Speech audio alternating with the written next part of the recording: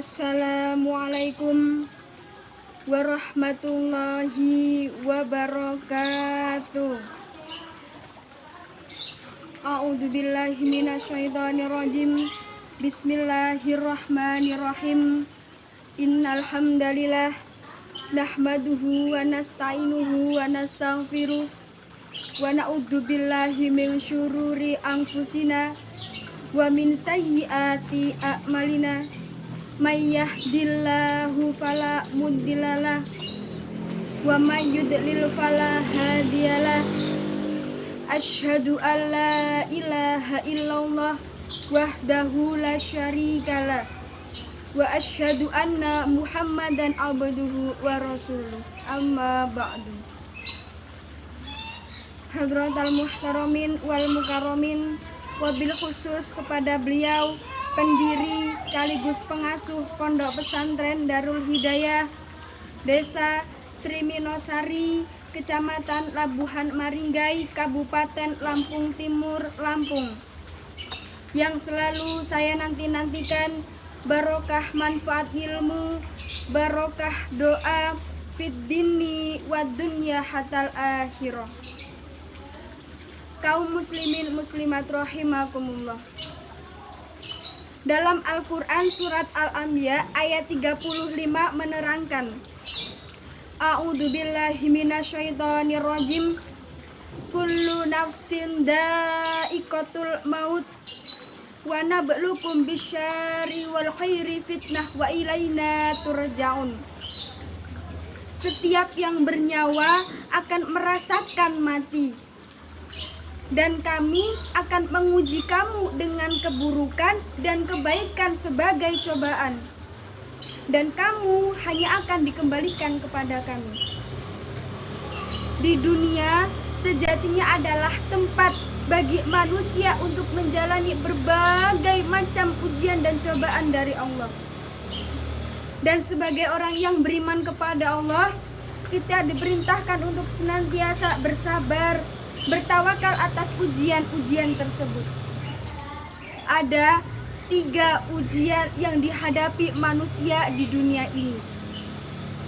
Yang pertama yaitu ujian kesulitan atau ujian musibah, yang berupa kekurangan harta, bisa kelaparan, bisa penyakit, bisa bahkan sekarang yang masih menjadi momoknya masyarakat, yang namanya trending ke seluruh dunia, yang sekarang sedang mengganggu wilayah kita, yaitu wilayah Indonesia, itu adalah cobaan dari Allah, yaitu pandemi virus corona. Dan kita diperintahkan untuk senantiasa bersabar dan bertawakal serta berikhtiar atas ujian-ujian tersebut. Ujian yang lainnya bisa berupa ujian kesenangan, yang berupa harta banyak, bisa istri cantik juga bisa, bahkan kedudukan sosial yang tinggi itu juga ujian dari Allah. Kaya juga uji, yang miskin juga uji, yang cantik seperti saya juga uji, yang semuanya ujian di dunia ini.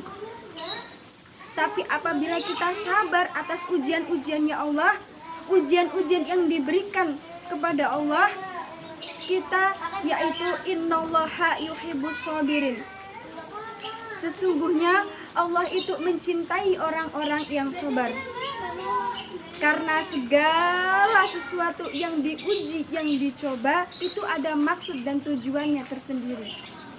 Dan mudah-mudahan kita semua menjadi orang yang selalu beriman kepada Allah, taat kepada perintah Allah. Amin Allahumma amin amin ya rabbal alamin. Dari ujian-ujian tersebut, ujian yang paling ringan adalah ujian kesalahan. Mengapa? Karena bukan hanya orang yang beriman saja yang diuji atas ujian kesalahan. Orang yang tidak beriman juga diuji atas ujian kesalahan.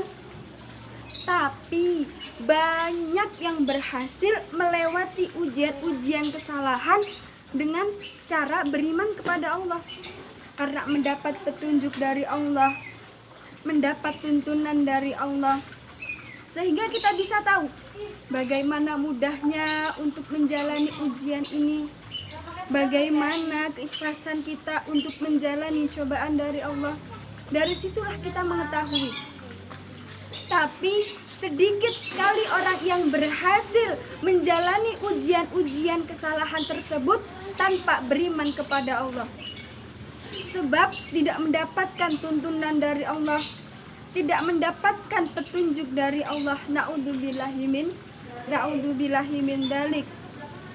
Akibatnya mereka selalu melakukan kesalahan, mengulang kesalahan dari waktu ke waktu. Ujian yang nomor 2 yaitu ujian taat kepada Allah atau ujian ibadah kepada Allah. Ibadah pun juga diuji. Setiap manusia pasti diuji. Kenapa Allah kasih ujian? Untuk dicek seberapa kuat kualitas iman kita, dari mana ibadah kita, seberapa besar kuat iman dan takwa kita kepada Allah. Itu semua diuji. Tapi terkadang kita manusia hanya sadar atas ujian musibah saja, betul. Tapi ternyata ujian itu ya senang, ya sedih, ya pangkat, ya jabatan, ya ilmu, ya anak, ya ibadah. Itu semua adalah ujian. Dan kita diperintahkan untuk senantiasa bersabar, bertawakal atas ujian-ujian tersebut. Lah ratau sholat kok sugih, ratau sodakoh, ratau meriang, padahal nggak tahu sholat. Itu namanya istidraj, yaitu bondo dunyo sehat sing nyelakani. Na'udzubillahi min dalik. Sing melarat dadi mikir, iya ya, inyong bendina-dina sholat tapi ra sugih-sugih. Lah kae wis ra tau sholat, ra tau sedekah, ra tau mriyang, padahal nggak tahu sholat. Apa enggane nyong ra usah sholat bae ya ben sugih. Itu menandakan iman kita tipis kepada Allah. Disitulah tujuan ibadah diuji kepada Allah, agar kita bisa mengetahui seberapa kuat iman kita kepada Allah. Ujian yang selanjutnya yaitu ujian menjauhi maksiat. Ujian menjauhi maksiat ini adalah ujian yang paling sulit dijalani oleh setiap makhluk, betul. Setiap manusia di antara kita pasti terlintas melakukan kemaksiatan, menipu orang, membohongi orang, betul. Tapi kita bisa lakukan itu. Tapi kita hanya butuh sadar kalau Allah itu sedang menguji kita, kuat apa enggak, sabar apa enggak. Dan disitulah puncak cobaan Allah. Kalau sudah ada syaitan membisiki kita untuk menonton sesuatu yang tidak baik, mendengarkan sesuatu yang tidak baik, bahkan melakukan kemaksiatan, segera alihkan kepada hal-hal yang baik. Tetap tonton, tapi tontonlah ceramah. Tetap dengarkan, tapi dengarkanlah nasihat para ulama. Kalau ada orang yang bilang syaitan itu kuat, bohong. Syaitan itu lemah. Syaitan hanya bisa bisikin, dan syaitan itu nggak mungkin bisa menjelma, mencekik kita agar kita tidak melakukan ibadah kepada Allah. Betul. Tinggal kita kuat atau tidaknya untuk melawan nafsu kita, untuk melawan syaitan itu. Akhirul kalam, sabar itu jauh lebih pahit daripada empedu.